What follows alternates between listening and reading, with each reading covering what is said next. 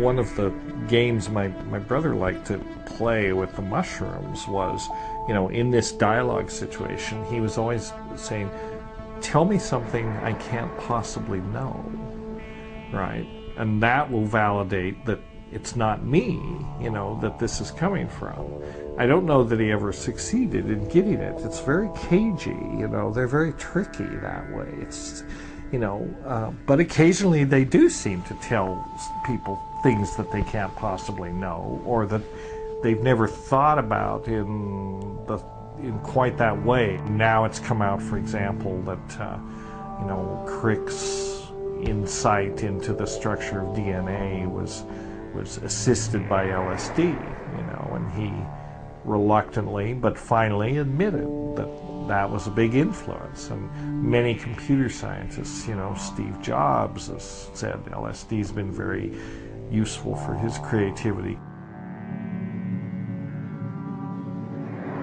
Kary Mullis, the Nobel Prize winner who figured out the PCR chain reaction, has been quite upfront about it.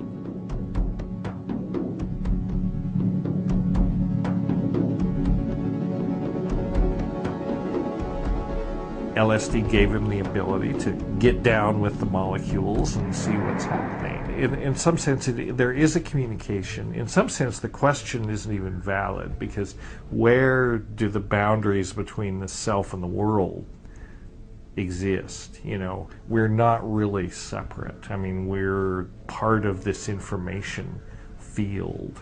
And, this notion that consciousness, I do think that consciousness it's like a property of the continuum. It's like the old physicist concept of the ether or something. It kind of permeates everything, and it's not really localized in the human brain or necessarily even generated by the human brain. Why does the brain require DMT for normal function if this is indeed true? Yeah, and it's hard to say. I think that perhaps one of the functions of ordinary levels of DMT is kind of like a, kind of reality thermostat. If you have a certain kind of narrow window of levels of DMT in the brain, it maintains this ordinary level of, perceptual, consensus reality that most of us live in. Kind of like the endomatrix in a way, as opposed to like an externally applied, psychological or, consciousness kind of matrix like in the movie. This is one that's internally generated. But it may be that the brain is a place where it becomes focused and concentrated. The brain may be as much a receiver of the signal as it is a generator of the signal. Nobody can really say, but that model in some ways appeals more to me than the notion that it's all coming from the brain. The brain is more like a node, and there's this sort of field of consciousness that permeates everything, and to a certain degree, everything is conscious. I think of the shaman as entering into this net of being, in the higher worlds, in the heaven worlds, and that's why I've personified the net of being, this painting behind us, as this continuum of heads interlocking infinitely in all directions, because that points to being as a continuum, as a network, in a sense, to an infinite realm. And this is a part of the deep fabric of our being, I think, because we sense ourselves as souls related to many. There is this everyday world, but you can be in a place where there is no you and still perceive the world. That scared me. Losing my ego was the scariest thing I ever, and I still don't like it. A profound state which may be reached by use of these entheogens, psychedelics, hallucinogens, whatever you're going to call them, which is known as ego loss or ego death. Unfortunately, subsequent to the coinage of this term, ego has come to be used in a completely other sense. It has been used in the sense of pride, and that is not what ego death is about. I mean, ego death would mean you lose your sense of I for good, and that's not what happens. They mean a temporary suspension of the ego when ego death is spoken of. Ego death means the death of you as a concept, whereas we walk around thinking of ourselves as things. We think of, I am sitting in the chair, therefore, I am a thing, the chair is a thing.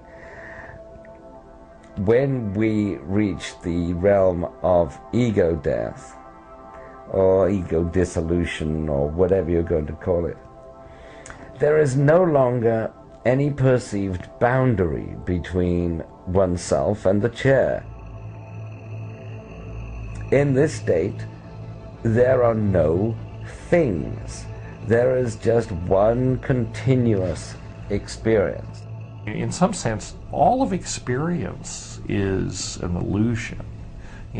Everything that we experience in the here and now and our state of being is a hallucination, an elaborate hallucination that our brains construct.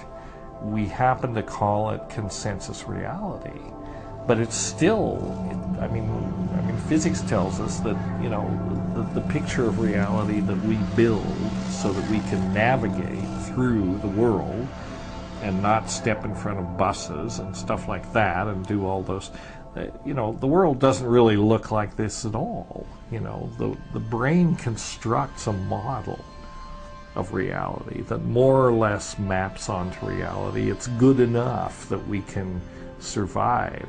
But we're focused in a kind of,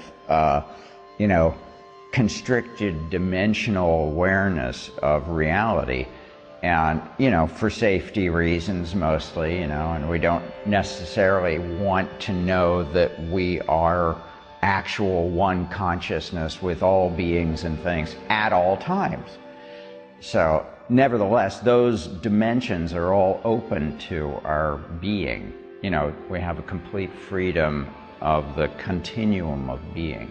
If we change the nature, we have the model and we have the real world out here and we have the sensory neural interface that's taking this information in, interpreting it, and giving us the model. If we change the nature of the sensory neural interface a little or a lot, if we substitute, say, DMT for serotonin, the model of the world that we get changes radically. And who's to say that that's any less valid than the model that, the brain constructs for, for everyday purposes? So this idea that,